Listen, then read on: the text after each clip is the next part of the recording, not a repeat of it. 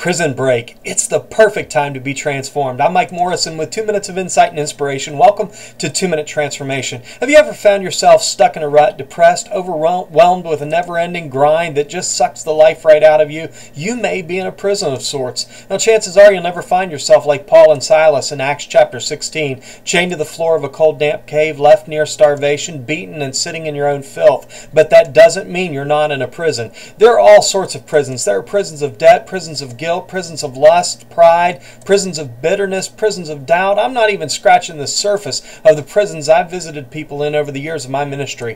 Some, like our two missionaries, are victims of circumstance, but just as it was in the Philippian jail, most are in prison by their own choosing. Our choices can bring blessing when we choose God and His righteousness, or a curse if we reject God and His word, choosing instead a way which may seem right, but in the end leads to a prison of destruction. There is a way out of that prison, friends. Worship.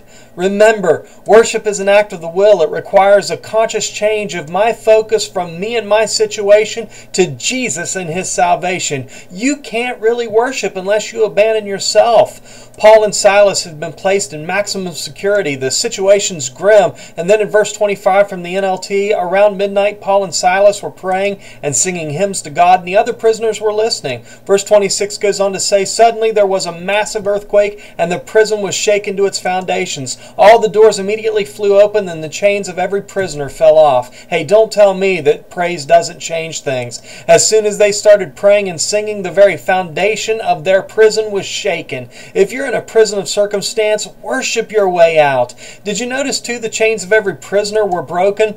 You're just not worshiping for you. You may be worshiping for a spouse, a child, a neighbor, a co-worker who needs to bust out of prison so they can be transformed.